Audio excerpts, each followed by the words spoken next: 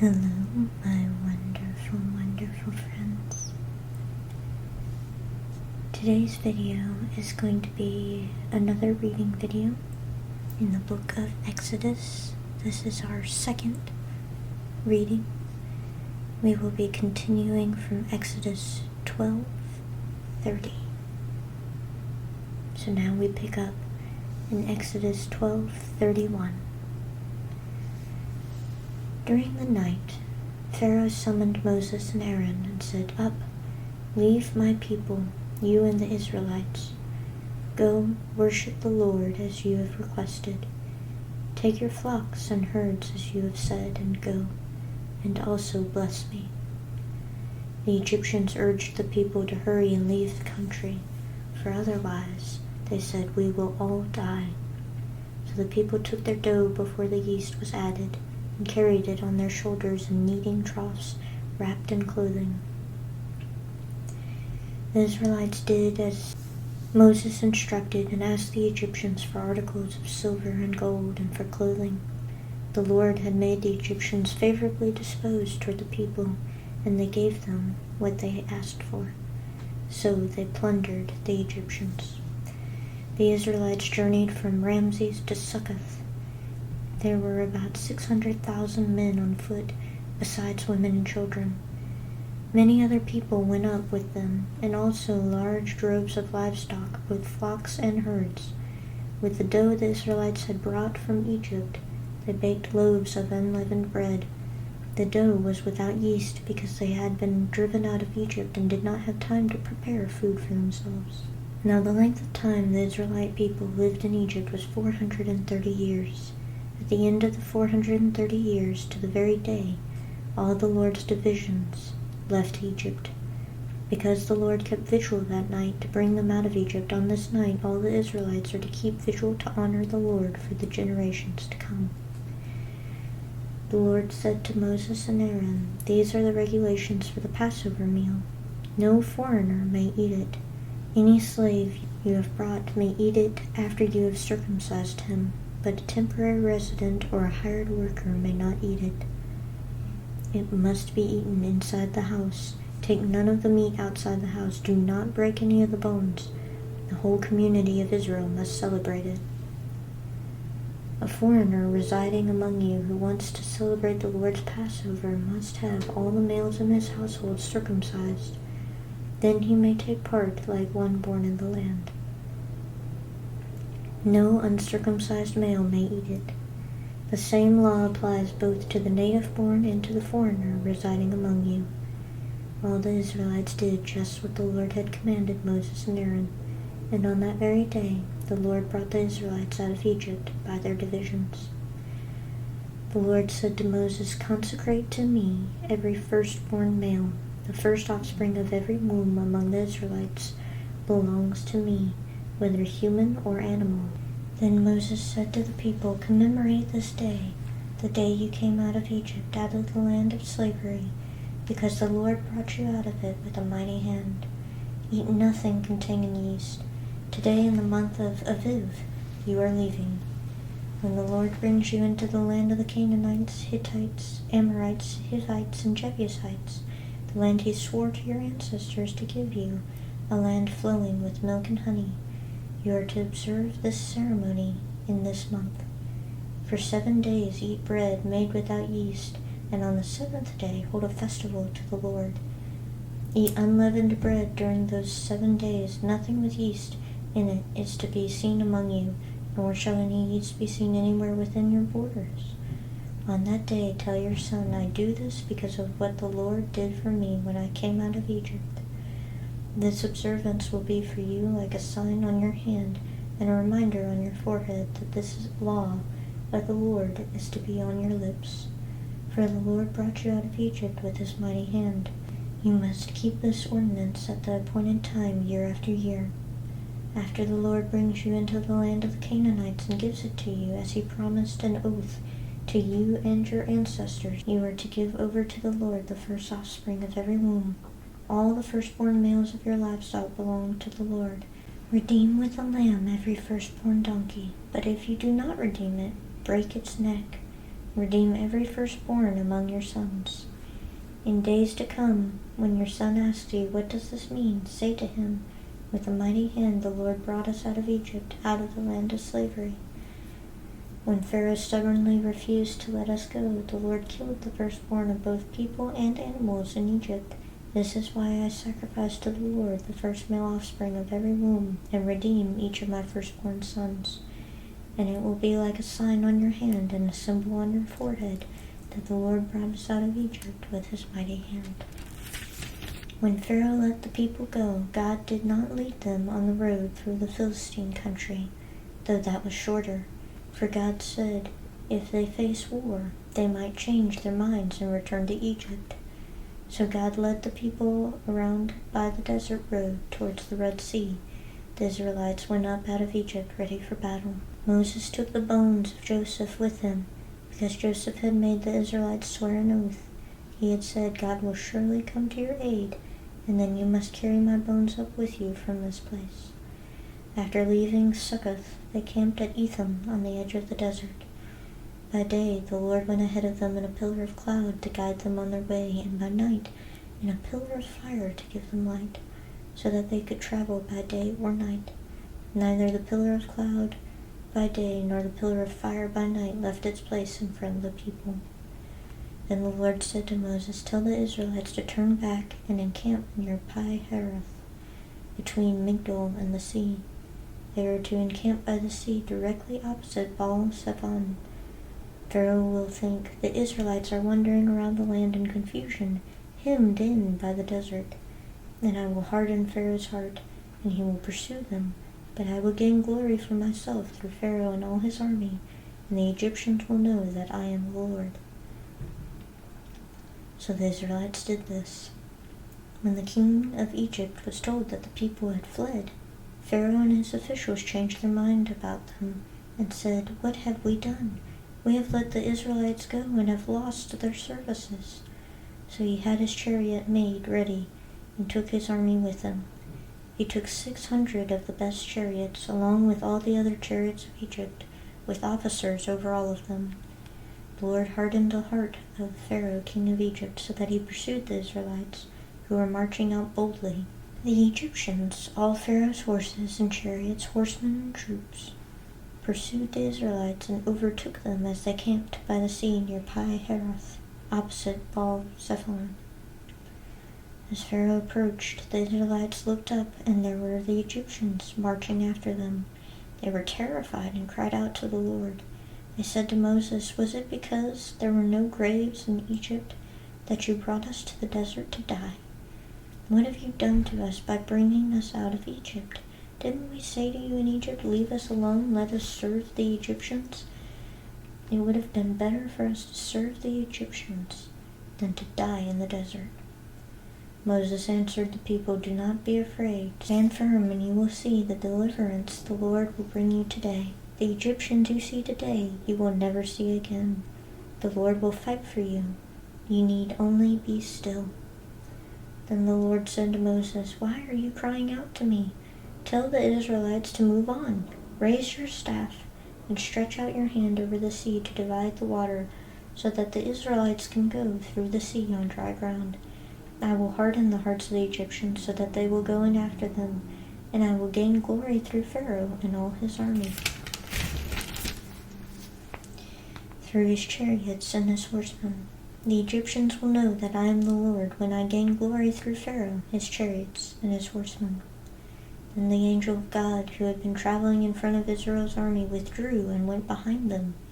The pillar of cloud also moved from in front and stood behind them, coming between the armies of Egypt and Israel.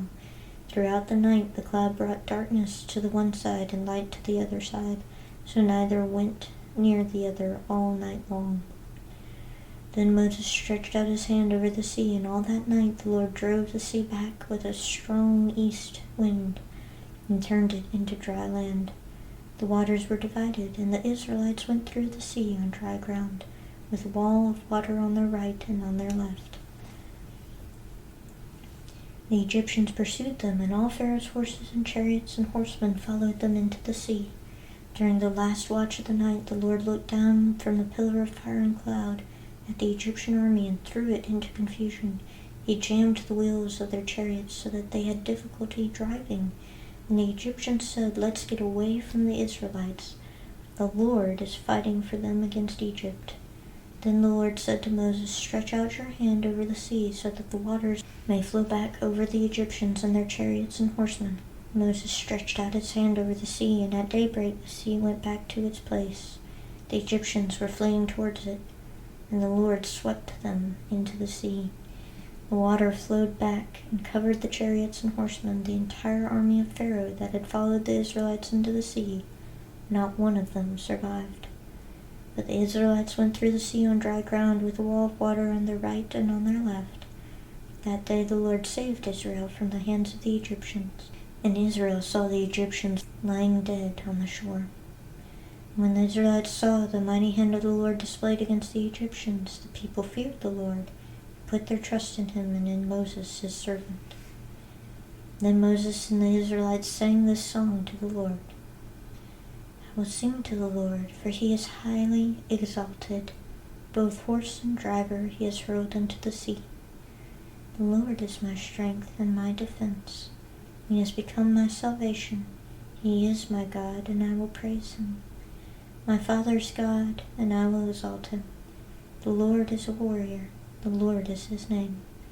Pharaoh's chariots and his army he has hurled into the sea. The best of Pharaoh's officers are drowned in the Red Sea. The deep waters have covered them. They sank to the depths like a stone. Your right hand, Lord, was majestic in power. Your right hand, Lord, shattered the enemy. In the greatness of your majesty, you threw down those who opposed you. You unleashed your burning anger. It consumed them like stubble.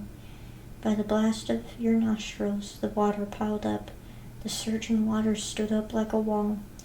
The deep waters congealed in the heart of the sea. The enemy boasted, "I will pursue, I will overtake them. I will divide the spoils, I will gorge myself on them. I will draw my sword, and my hand will destroy them." But you blew with your breath, and the sea covered them. They sank like lead in the mighty waters. Who among the gods is like you, Lord? Who is like you, majestic in holiness, awesome in glory, working wonders? You stretch out your right hand, and the earth swallows your enemies. In your unfailing love you will lead the people you have redeemed. In your strength you will guide them to your holy dwelling. The nations will hear and tremble. Anguish will grip the people of Philistia. The chiefs of Edom will be terrified. The leaders of Moab will be seized with trembling. The people of Canaan will melt away. Terror and dread will fall on them. By the power of your arm they will be as still as stone. Until your people pass by, Lord. Until the people you bought pass by. You will bring them in and plant them on the mountain of your inheritance, the place, Lord, you made for your dwelling, the sanctuary, Lord, your hands established. The Lord reigns forever and ever. When Pharaoh's horses, chariots, and horsemen went into the sea, the Lord brought the waters of the sea back over them. But the Israelites walked through the sea on dry ground. Then Miriam, the prophet, Aaron's sister, took a timbrel in her hand, and all the women followed her with timbrels and dancing. Miriam sang to them, "Sing to the Lord, for he is highly exalted. Both horse and driver he has hurled into the sea." Then Moses led Israel from the Red Sea, and they went into the desert of Shur. For 3 days they traveled in the desert without finding water. When they came to Marah, they could not drink its water because it was bitter. That is why the place is called Marah, meaning bitter. So the people grumbled against Moses, saying, "What are we to drink?"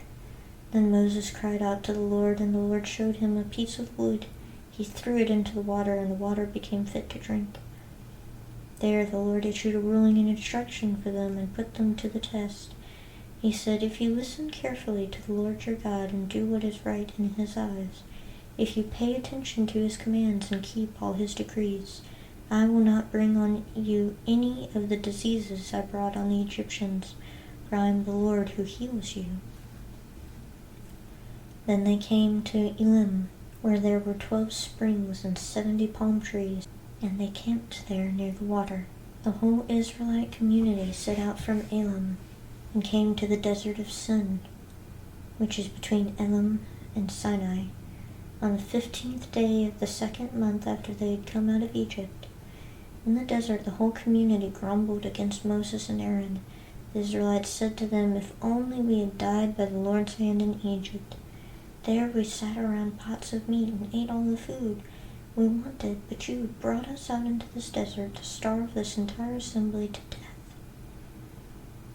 Then the Lord said to Moses, "I will rain down bread from heaven for you. The people are to go out each day and gather enough for that day. In this way I will test them and see whether they will follow my instructions. On the 6th day they are to prepare what they bring in, and that is to be twice as much as they gather on the other days." So Moses and Aaron said to all the Israelites, "In the evening you will know that it was the Lord who brought you out of Egypt, and in the morning you will see the glory of the Lord, because he has heard your grumbling against him. Who are we that you should grumble against us?" Moses also said, "You will know that it was the Lord when he gives you meat to eat in the evening and all the bread you want in the morning, because he has heard your grumbling against him. Who are we? You are not grumbling against us, but against the Lord." Then Moses told Aaron, "Say to the entire Israelite community, 'Come before the Lord, for he has heard your grumbling.'" While Aaron was speaking to the whole Israelite community, they looked toward the desert, and there was the glory of the Lord appearing in the cloud. The Lord said to Moses, "I have heard the grumbling of the Israelites. Tell them, at twilight you will eat meat, and in the morning you will be filled with bread. Then you will know that I am the Lord your God." That evening quail came and covered the camp, and in the morning there was a layer of dew around the camp. When the dew was gone, thin flakes like frost on the ground appeared on the desert floor. When the Israelites saw it, they said to each other, "What is it?" For they did not know what it was. Moses said to them, "It is the bread the Lord has given you to eat. This is what the Lord has commanded. Everyone is to gather as much as they need. Take an omer, that is possibly around 3 pounds or about 1.4 kilograms, for each person you have in your tent." The Israelites did as they were told.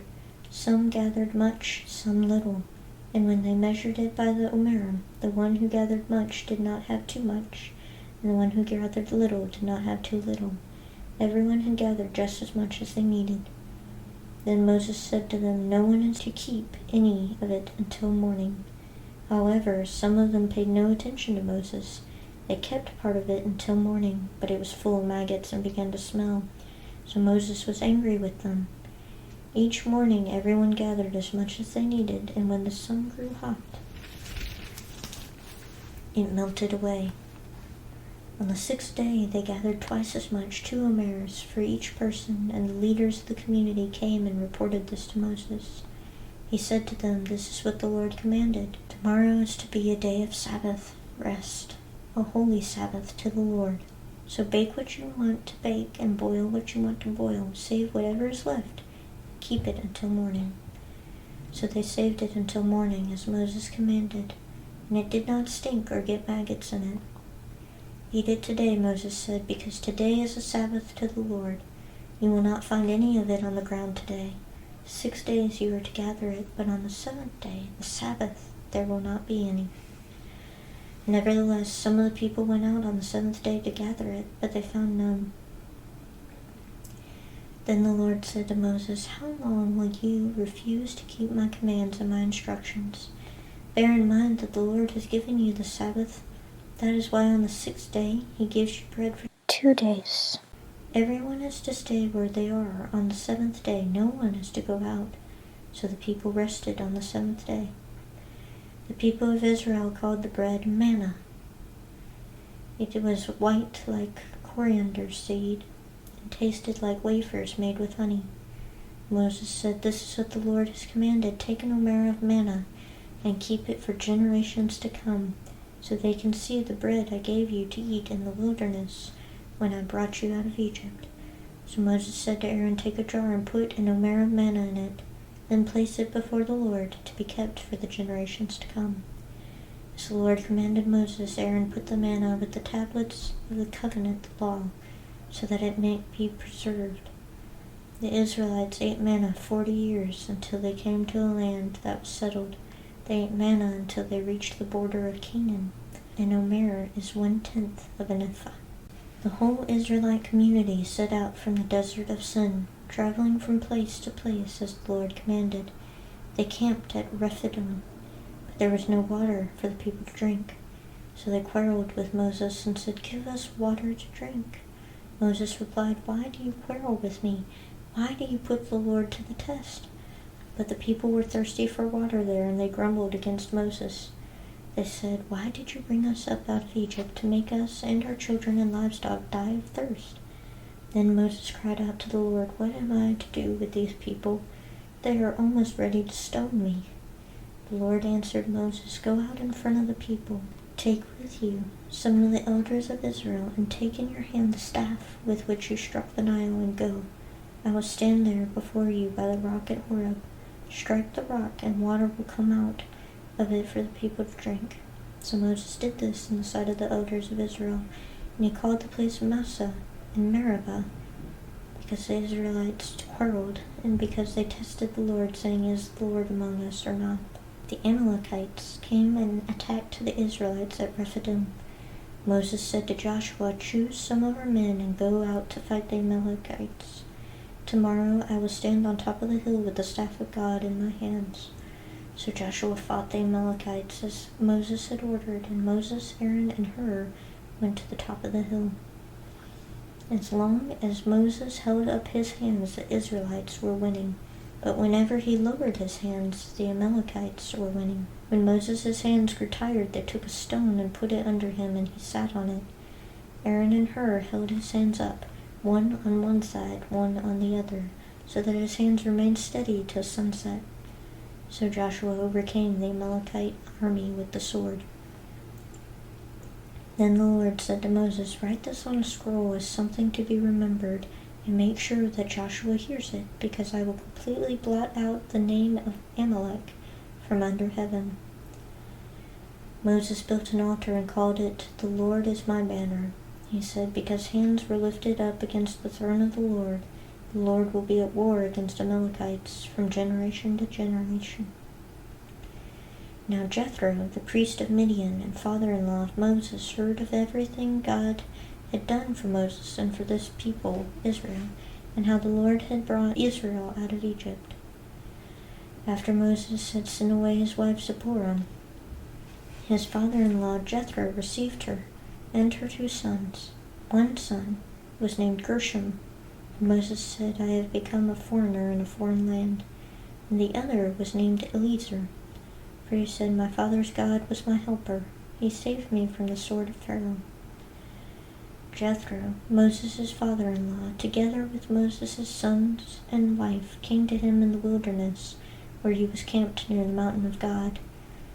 Jethro had sent word to him, "I, your father-in-law Jethro, am coming to you with your wife and her 2 sons. So Moses went out to meet his father-in-law and bowed down and kissed him. They greeted each other and then went into the tent. Moses told his father-in-law about everything the Lord had done to Pharaoh and the Egyptians for Israel's sake, and about all the hardships they had met along the way and how the Lord had saved them. Jethro was delighted to hear about all the good things the Lord had done for Israel in rescuing them from the hands of the Egyptians. He said, "Praise be to the Lord who rescued you from the hand of the Egyptians and of Pharaoh, and who rescued the people from the hand of the Egyptians. Now I know that the Lord is greater than all other gods. For he did this to those who had treated Israel arrogantly." Then Jethro, Moses' father-in-law, brought a burnt offering and other sacrifices to God, and Aaron came with all the elders of Israel to eat a meal with Moses' father-in-law in the presence of God. The next day Moses took his seat to serve as judge for the people, and they stood around him from morning till evening. When his father-in-law saw all that Moses was doing for the people, he said, "What is this you are doing for the people? Why do you alone sit as judge, while all these people stand around you from morning till evening?" Moses answered him, "Because the people come to me to seek God's will. Whenever they have a dispute, it is brought to me, and I decide between the parties and inform them of God's decrees and instructions. Moses' father-in-law replied, "What you are doing is not good. You and these people who come to you will only wear yourselves out. The work is too heavy for you. You cannot handle it alone. Listen now to me, and I will give you some advice, and may God be with you. You must be the people's representative before God and bring their disputes to Him. Teach them His decrees and instructions, and show them the way they are to live and how they are to behave. But select capable men from all the people, men who fear God, trustworthy men who hate dishonest gain, and appoint them as officials over thousands, hundreds, fifties, and tens.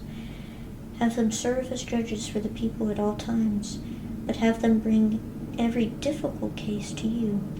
The simple cases they can decide themselves. That will make your load lighter, because they will share it with you. If you do this, and God so commands, you will be able to stand the strain, and all these people will go home satisfied." Moses listened to his father-in-law and did everything he said. He chose capable men from all Israel and made them leaders of the people, officials over thousands, hundreds, fifties, and tens. They served as judges for the people at all times. The difficult cases they brought to Moses, but the simple ones they decided themselves. Then Moses sent his father-in-law on his way, and Jethro returned to his own country. And that is where we will finish today's Bible study. We're ending at Exodus chapter 18, verse 27. I hope you all have a wonderful night, a wonderful day, and a wonderful morning. Bye.